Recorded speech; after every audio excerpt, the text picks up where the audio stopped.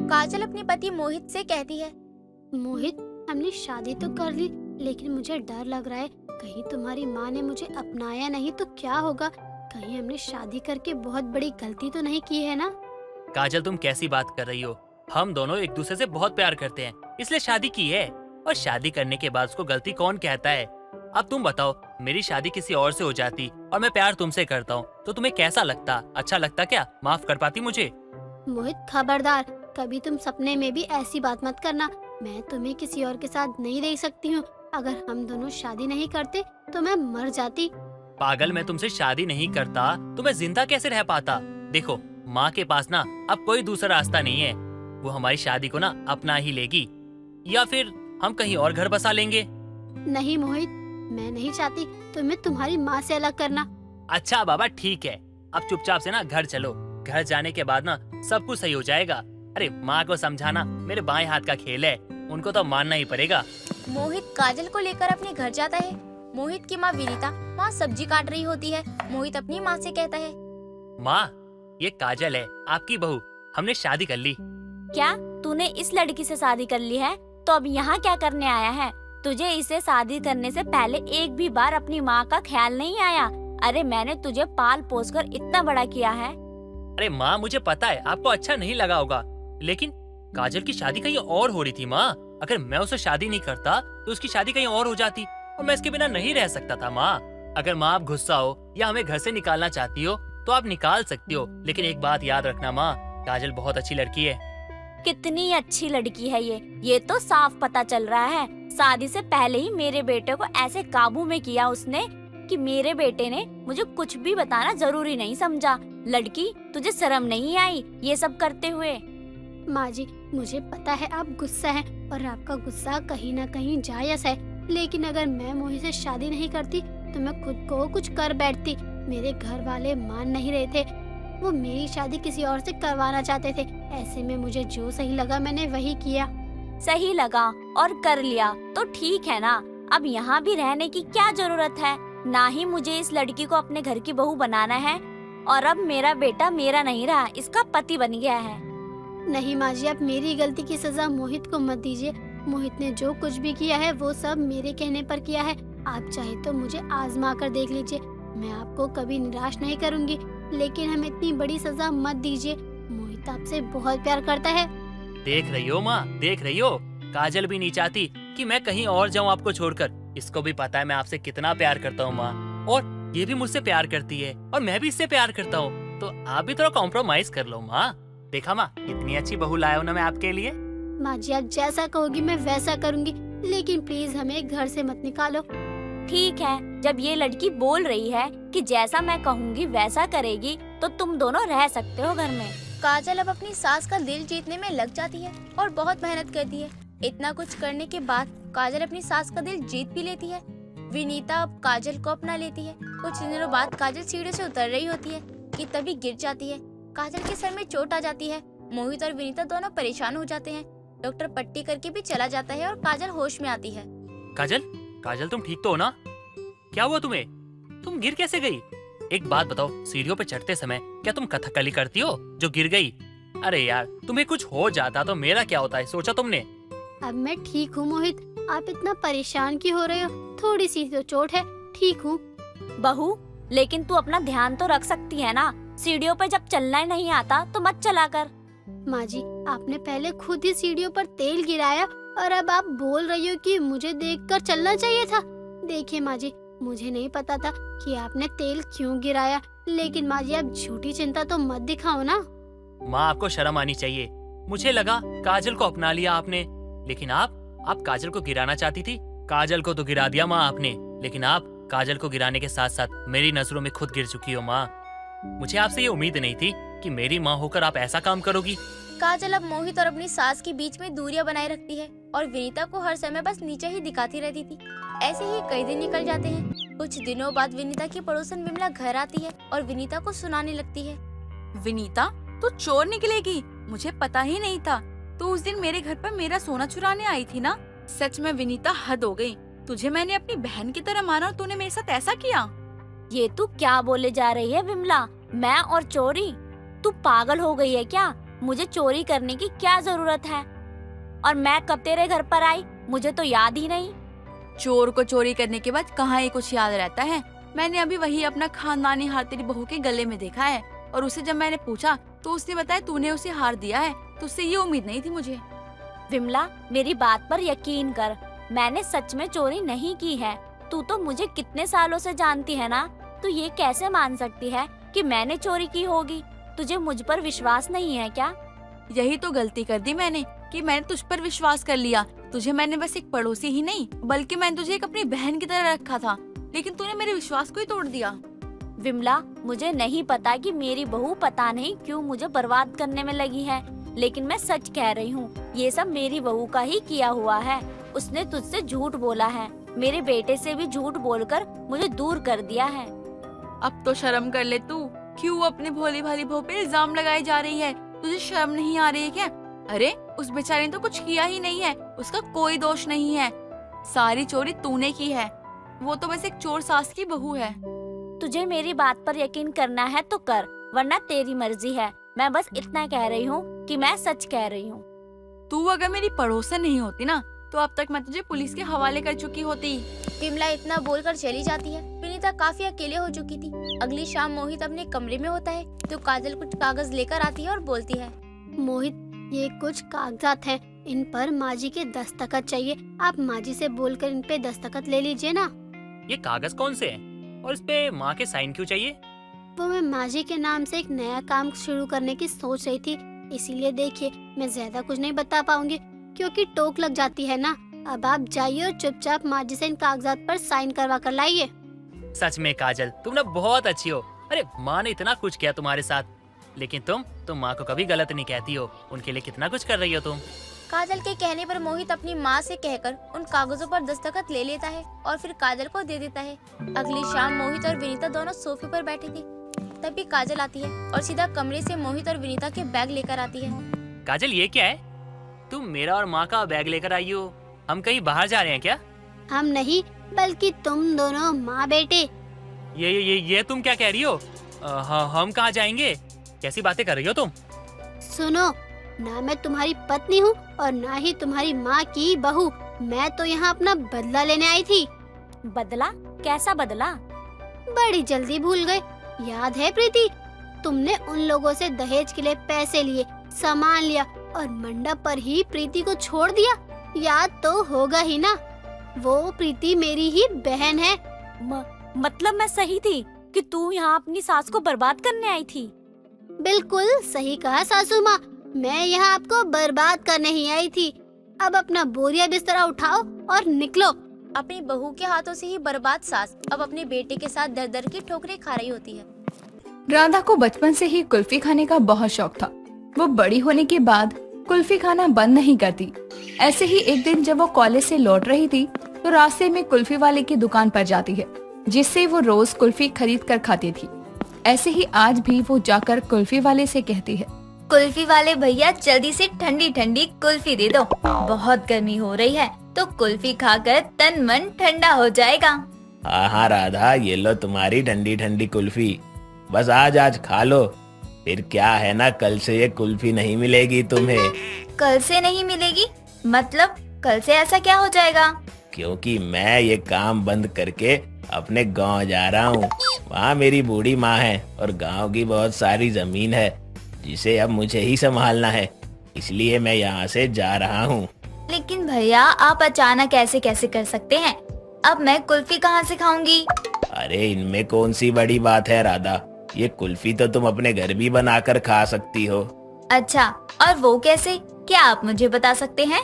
अब राधा के कहने पर कुल्फी वाला उसे कुल्फी बनाने का तरीका बताता है और ये जानने के बाद राधा वहाँ से अपने घर चली जाती है, जहाँ जाकर वो किचन में जाती है और खुद कुल्फी बनाती है। उसे ये कुल्फी बहुत पसंद आती है और वो कहती है, अरे वाह, ये कुल्फी बनाना तो सच में बहुत आसान है। अब मुझे कहीं बाहर जाने की जरूरत ही नहीं है। अब तो मैं खुद ही अपने हाथों से कुल्फी बनाकर खा लिया करूँगी। ऐसे ही अब एक दिन और बीत जाता है। अगले दिन भी राधा कुल्फी बनाकर खा रही थी। ये देखकर उसकी माँ उससे कहती है, राधा, ये कुल्फी कहाँ से आई फ्रिज में? तूने इतने सारे पैसे इन कुल्फी पर बर्बाद कर दिए। फ्रिज में जहाँ देखो वहाँ कुल्फी रखी है। माँ, मैंने ये कुल्फी खरीदी नहीं है बल्कि खुद बनाई है। आप भी खाकर देखो, बहुत मजेदार है ये कुल्फी। नहीं, मुझे नहीं खानी तेरी ये कुल्फी, तू खुद ही खा। मुझे शौक नहीं है ये सब खाने का। जाने दो, मैं खुद ही ये खा लूंगी सारी कुल्फी। इतना कहकर अब राधा की माँ वहाँ से चली जाती है और राधा भी मजे से अपनी कुल्फी खाती है। ऐसे ही दिन बीतते हैं और राधा की कुल्फी खाने की आदत भी नहीं छूटती। एक दिन राधा की माँ निरूपा उससे कहती है, अरे ओ राधा की बच्ची, अब तू बड़ी हो गई है, कोई बच्ची नहीं जो हर वक्त ये कुल्फी खाती रहती है। लगता है ये आदत छुड़वाने के लिए मुझे तेरी शादी ही करवानी पड़ेगी। माँ, आप चाहे जो भी कहो, मैं कभी कुल्फी खाना नहीं छोड़ सकती। बस अब तो कुछ करना ही पड़ेगा। इतना कहकर अब वो वहाँ से चली जाती है और कुछ लोगों से राधा के लिए लड़का देखने को कहती है। बहुत ढूंढने के बाद निरूपा को एक लड़का मिलता है राधा के लिए, जिसका नाम विनय था, जो कि बहुत अच्छे खासे घर का था। कुछ समय बाद सारी बात होने पर लड़के वाले राधा को देखने आने वाले थे। राधा की माँ उसे कुछ अच्छा बनाने को कहती है और राधा खुद से कहती है, माँ ने तो कह दिया मैं कुछ अच्छा बना दूं, लेकिन मुझे सबसे अच्छा बनाना तो कुल्फी ही आता है। अब क्या करूं? इतना कहकर अब राधा फ्रिज में देखती है तो वहाँ बहुत सारे आम रखे थे, जिन्हें देखकर वो कहती है, अरे वाह, ये तो बहुत सारे आम हैं। क्यों ना मैं इनसे ही कुछ अच्छा और कुछ नया बनाऊं। हाँ, इनसे मैं मैंगो कुल्फी बनाती हूँ। और वैसे भी बहुत गर्मी हो रही है, लोग ठंडे में वैसे भी आम का जूस देते हैं, और अगर मैं उन्हें कुल्फी दूंगी तो उन्हें सच में बहुत पसंद आएगी। इतना कहकर अब राधा फ्रिज से बहुत सारे आम निकालती है और उनकी कुल्फी बनाती है। कुछ देर बाद घर में मेहमान आ गए थे। उनके आने के बाद ही किचन में राधा की माँ निरूपा आती है और राधा से कहती है, राधा क्या हुआ, कुछ बनाया नहीं? बाहर लड़के वाले भी आ गए हैं, जल्दी दिखा क्या क्या बनाया है। माँ, मैंने सब बनाया है, साथ में मैंगो कुल्फी भी बनाई है ठंडे में। क्या कहा? ठंडे में मैंगो कुल्फी? ये क्या कह रही है? तुम मेहमानों को कौन कुल्फी खिलाता है? मैं, जरूरी थोड़ी है जैसा बाकी लोग करते हैं हम भी वैसा ही करें। मुझे तो कुछ समझ नहीं आ रहा है कि तू ये क्या कह रही है। अब तो जल्दी से बाहर आ जा ये लेकर, वरना मेहमान गुस्सा न करने लग जाए। इतना कहकर अब निरूपा वहाँ से चली जाती है और राधा भी सभी के लिए मैंगो कुल्फी लेकर आती है। और ये देखकर राधा की होने वाली सास उसे कहती है, अरे बेटी, ये क्या, तुम सबके लिए कुल्फी लेकर आई हो? घर में सामान खत्म हो गया है क्या? नहीं आंटी जी, घर में तो बहुत कुछ था, लेकिन मैं चाहती हूँ हमारे स्पेशल मेहमानों के लिए कुछ स्पेशल किया जाए, तो इसलिए मैंने आपके लिए ये मैंगो कुल्फी बनाई है। एक बार खाकर तो देखो, दिन बन जाएगा आपका। ऐसी बात है तो चलो हम भी खाकर देख लेते हैं, जरा चख कर कि ये कैसी मैंगो कुल्फी है। इतना कहकर सभी एक एक मैंगो कुल्फी उठाकर खाने लगते हैं और उस कुल्फी का स्वाद सभी को बहुत पसंद आता है और सभी राधा की बहुत तारीफ भी करते हैं। अरे वाह, ये कुल्फी तो सच में बहुत अच्छी है। इसमें एकदम ताजे रसीले आमों का स्वाद आ रहा है, मजा आ गया खाकर। क्या बहन जी, आपको सच में ये कुल्फी पसंद आई? हाँ, इसमें चौंकने वाली क्या बात है? आपने नहीं खाई है क्या अपनी बेटी के हाथों के मैंगो कुल्फी? खाकर देखो ना। अरे वाह, ये तो सच में बहुत अच्छी है। सभी मजे से मैंगो कुल्फी खाते हैं और कमला भी राधा से बहुत खुश थी, इसीलिए वो अपने बेटे का रिश्ता राधा से पक्का कर देती है। ऐसे ही कुछ दिन बीत जाने के बाद राधा की शादी रंजीत से होती है। शादी के बाद भी राधा रोज मैंगो कुल्फी बनाती और खुद तो खाती ही, साथ में घर के बाकी लोगों को भी खिलाती। एक दिन कमला राधा से कहती है, बहू, माना कि तुझे मैंगो कुल्फी बहुत पसंद है और हमें भी मैंगो कुल्फी खाने में अच्छी लगती है, लेकिन इसका मतलब ये नहीं है कि तू दिन रात मैंगो कुल्फी ही खाए। ज्यादा ठंडा खाने और आम से बनी चीजों को खाने से सेहत पर असर पड़ता है, समझी तू? माँ जी, ये सब कहने की बात होती है और मैंगो कुल्फी खाने से कुछ नहीं होता, आप चिंता मत कीजिए। बहू, मेरा फर्ज था तुझे बताना, बाकी तू जाने क्या करना है और क्या नहीं। आगे तबीयत खराब हो तो मुझसे मत कहना कि मैंने तुम्हें रोका नहीं। माँ जी, मैं कोई बच्ची थोड़ी हूँ जो आप मुझे समझा रही हैं। आप मेरी फिक्र मत करो, सब ठीक है। और मैं भी, तुझे समझाना मतलब भैंस के आगे बीन बजाना जैसा है। हाँ, तो किसने कहा आपको भैंस के आगे जाकर बीन बजाओ?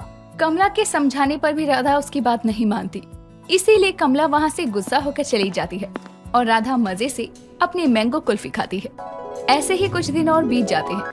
एक दिन राधा के मुंह पर थोड़े दाने निकलने लगते हैं और जब राधा खुद को शीशे में देखती है तो परेशान होकर खुद से कहती है, ये मुझे क्या हो गया?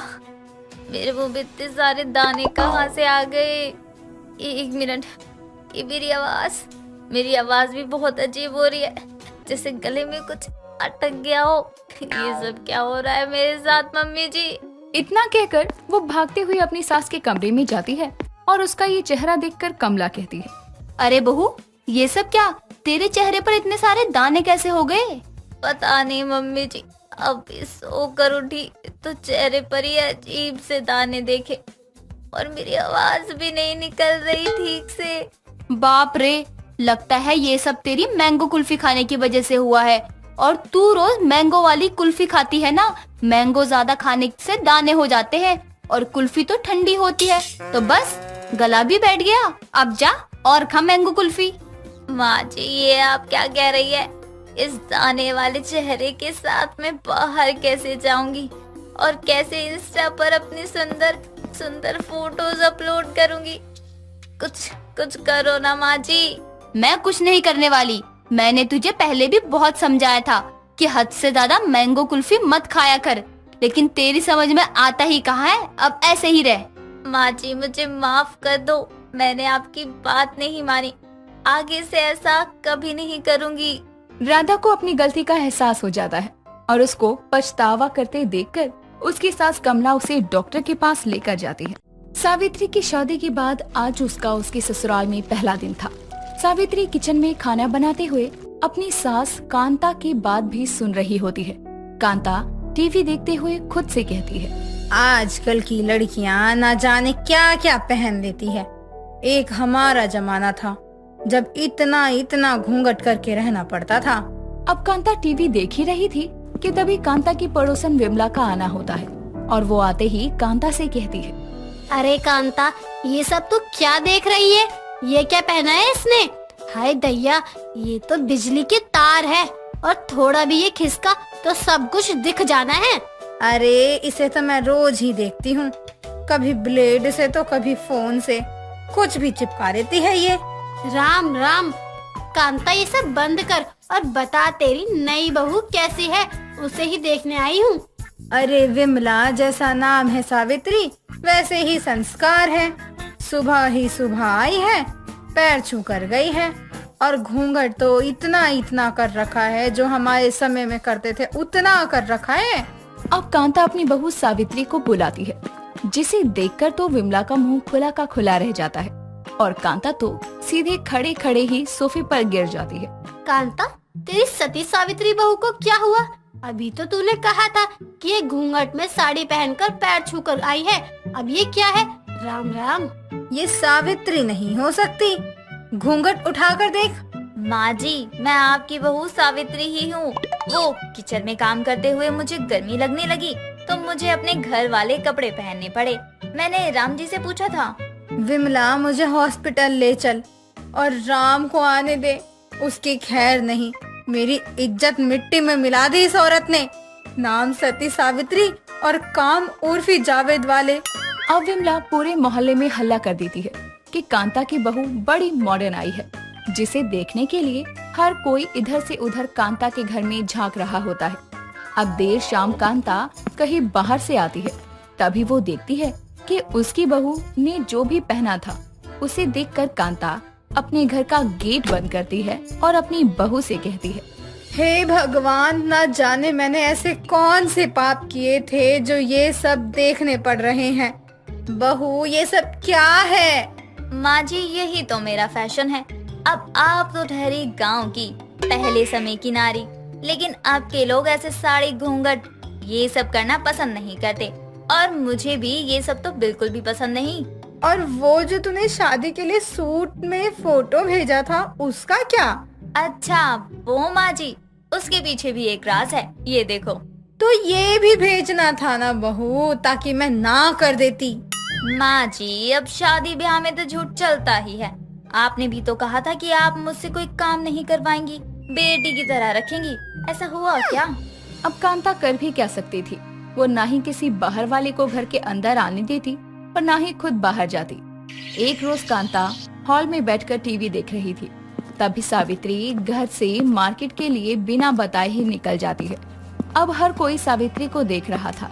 तभी एक औरत सावित्री से कहती है, हाय राम, ये क्या पहना है? इसकी वजह से ही तो ये कीवी के दाम आसमान छू रहे हैं। आज की लड़कियों ने तो शर्म बेच खाई है। बहू ये क्या है? तूने तो पूरे मोहल्ले को ही खराब कर दिया है। देख कैसे लड़के पीछे पीछे आ रहे हैं। कांता की जितनी इज्जत थी तूने उतना नाम खराब करवा दिया उसका। आंटी जी, अब आपने इज्जत की बात की है तो आपको बता दूं कि ये सब मैंने आपके पैसे से नहीं किया और इसके लिए फिगर भी होना चाहिए जो मेरे पास है। सो आंटी प्लीज। बड़ी आई फिगर वाली। जब मैं तेरी उम्र की थी ना तो मेरा फिगर देखकर 10 लोगों ने अपनी जान नहर में कूद कर दे दी थी। और मेरे पीछे तो पूरा मोहल्ला पागल है और इस लाइन में आपका बुढ़ा भी तो शामिल है। कहाँ है मेरा बुढ़ा? आज तो इसकी खैर नहीं। अब सावित्री जैसे ही मार्केट पहुंचती है, उसको हर कोई देख रहा होता है। तभी एक लड़का सावित्री को कहता है, अरे मैडम, कितने रुपए किलो मिलेगी ये कीवी? वैसे लगता है मार्केट का सारा कीवी आपने अपने ऊपर ही चिपका लिया है, तभी तो हमें नहीं मिल रही। लेकिन भाई कुछ भी बोल, कमाल लग रही है। बड़े भैया या छोटे भैया, किसके साथ चलूं मैं फिर? तुझे तो मैं कमाल की लग रही हूँ और तुझे बवाल। बता किसके साथ आऊँ? अब सावित्री को ऐसा करते देख वहाँ से वो दोनों लड़के भाग जाते हैं। अब इधर कांता के घर विमला पहुँचती है, जो अब भी टीवी ही देख रही होती है। कांता तू है कहाँ? तूने अपनी बहू को घर से बाहर क्यों जाने दिया? अरे कैसी बात कर रही है विमला? वो तो किचन में थी कटोरा पहने हुए। उसने कटोरा ग्लास नहीं कीवी पहना हुआ है, वो भी बिना कुछ अंदर पहने। देखकर तो शर्म से पानी पानी हो गई। और मेरा बुढ़ा भी वही था तेरी बहू के पीछे। मोहल्ले के सारे बुढ़े भी कब्र से निकल निकल कर तेरी बहू के पीछे पीछे घूम रहे हैं। अब थोड़े ही समय बाद सावित्री घर आती है। इधर कांता और विमला सावित्री का ही इंतजार कर रहे थे। अब सावित्री को देखकर कांता कहती है, बहू, इन फलों पर थोड़ा तो तरस खा ले। ये जो तू पहनकर बाहर निकली थी, कहीं गलती से ये सूख जाते तो? सूख जाते तो क्या कांता? जो ना भी दिखना वो सब कुछ दिख जाता है। मैं तो कहती हूँ कि इसे अभी घर से निकाल। क्यों विमला आंटी, मैंने ऐसे कपड़े क्या पहन लिए? आपको मेरी इज्जत की बड़ी चिंता होने लगी, लेकिन आपने अपने बुड्ढे को नहीं रोका कि वो मेरे पीछे क्यों आ रहा है। लड़के लड़की के पीछे आए तो वो उनकी नियत है। हमने ऐसे कपड़े पहने तो हम ही कैरेक्टरलेस हैं। बहू, हम दुनिया को तो सुधार नहीं सकते, पर तू तो समझ सकती है ना। बहू, आदमियों की नजर तो होती ही गंदी है। आदमी तो होते ही ऐसे हैं, वो कुछ भी करे तो आदमी है, उन्हें जीने की आजादी है। लेकिन लड़कियों को कहाँ जीने की आजादी है? वो तो पैदा भी अफसोस के साथ होती हैं और दूसरे घर में भी बड़े ही अफसोस के साथ जाती हैं। आपकी बेटी ऐसी है, आपकी बेटी में ये कमी है, मेरा बेटा तो पीता ही है। क्या हुआ? आदमी है, सब चलता है। बहुत तेरा समाज के लिए सुधारने के लिए उठाया गया एक कदम बुराइयों को भी खत्म कर नहीं पाएगा। मुझे मेरी आजादी पसंद है, बाकी आपको जो सही लगे कीजिए माँ जी।